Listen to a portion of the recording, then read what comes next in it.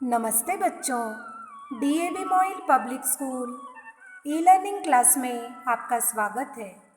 मैं हिंदी अध्यापिका अंजलि राघोरती।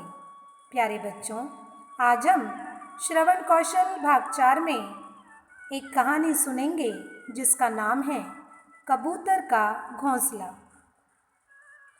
प्यारे बच्चों, आपको कहानी का श्रवण एकाग्रता से करना है तथा दी गई गूगल लिंक में जो प्रश्न दिए गए हैं उसे सावधानीपूर्वक हल भी करना है। तो आइए शुरू करते हैं। प्यारे बच्चों, मैं आपको आज एक ऐसी कहानी सुनाऊंगी जिसे स्वयं भगवान गौतम बुद्ध ने अपने शिष्यों को बताई है।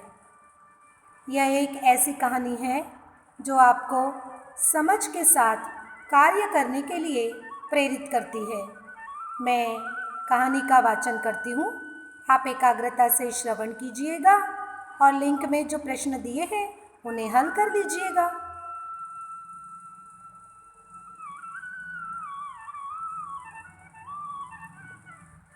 एक बार गौतम बुद्ध शाम के समय कुटिया के बाहर शिष्यों के साथ बैठे थे। तभी वहाँ एक कबूतर का जोड़ा उड़ता हुआ आ गया।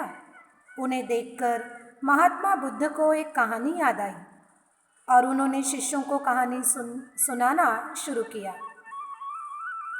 एक पेड़ पर एक कबूतर और कबूतरी रहते थे।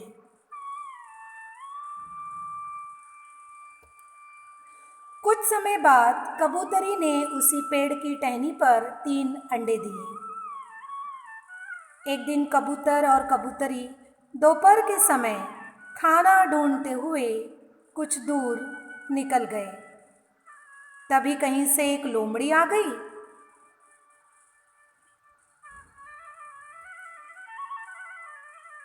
वह भी भोजन की तलाश में पेड़ पर चढ़ी, जहां उसे कबूतर के अंडे मिल गए और वो अंडों को खा गई।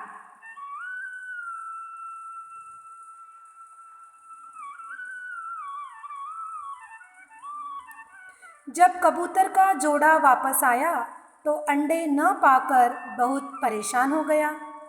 दोनों को बहुत बुरा लग रहा था। उनका मन टूट सा गया।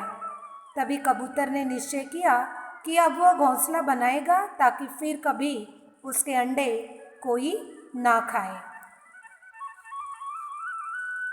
कबूतर ने अपने निर्णय अनुसार तिनके इकट्ठे करके घोंसला बनाना शुरू किया, पर उसे एहसास हुआ कि उसे तो घोंसला बनाना आता ही नहीं है।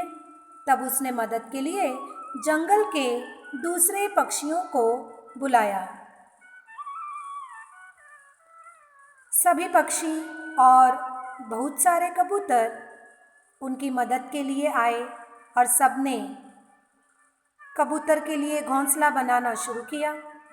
पक्षियों ने अभी कबूतर को सिखाना शुरू ही किया था कि कबूतर ने बोला कि अब वो घोंसला बना लेगा। उसने सब सीख लिया है। सभी पक्षी यह सुनकर वापस चले गए। अब कबूतर ने घोंसला बनाना शुरू किया। उसने एक तिनका इधर रखा, एक तिनका उधर। उसे समझ आया कि अब वह कुछ सीखा ही नहीं है। उसने फिर से पक्षियों को बुलाया। पक्षियों ने आकर फिर उसे घोंसला बनाना सिखाया। अभी आधा घोंसला ही बना था कि कबूतर जोर से चिल्लाया, तुम सब छोड़ दो, अब मैं समझ गया हूँ कि यह कैसे बनेगा।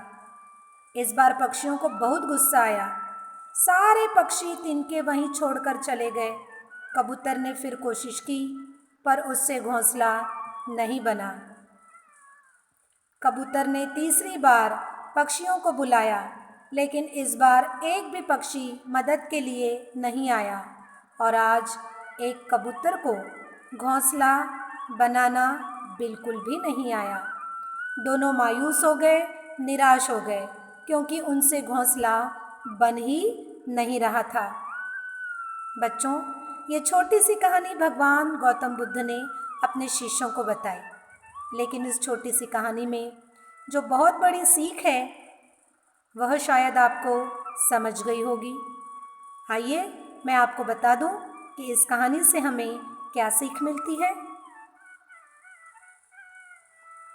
इस कहानी से हमें यह सीख मिलती है कि हमें जो काम नहीं आता हो उसे किसी की मदद से पूरी तरह से सीख लेना चाहिए।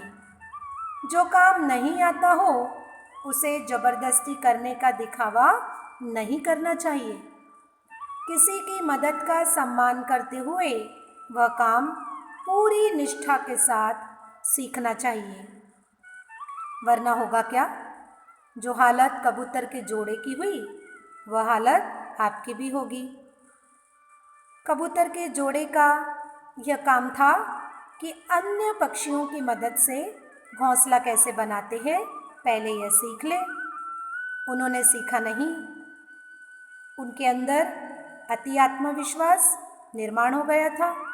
उन्हें लगा था कि वे आसानी से घोंसला बना लेंगे, लेकिन यह आत्मविश्वास, यह अति आत्मविश्वास, घमंड उन्हें ले डूबा।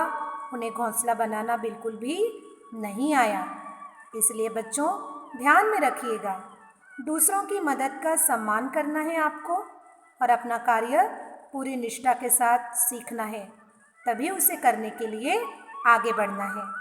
कैसे लगी बच्चों आपको ये कहानी? पसंद आई ना? मुझे विश्वास है कि इस सीख को आप अपने जीवन में अमल में ज़रूर लाएंगे। अब जल्दी से लिंक में जितने प्रश्न दिए हैं उसे सावधानीपूर्वक आप हल कर लीजिए। तो ठीक है बच्चों, हम फिर मिलेंगे अगली ई कक्षा में एक नई कहानी के साथ। तब तक के लिए धन्यवाद।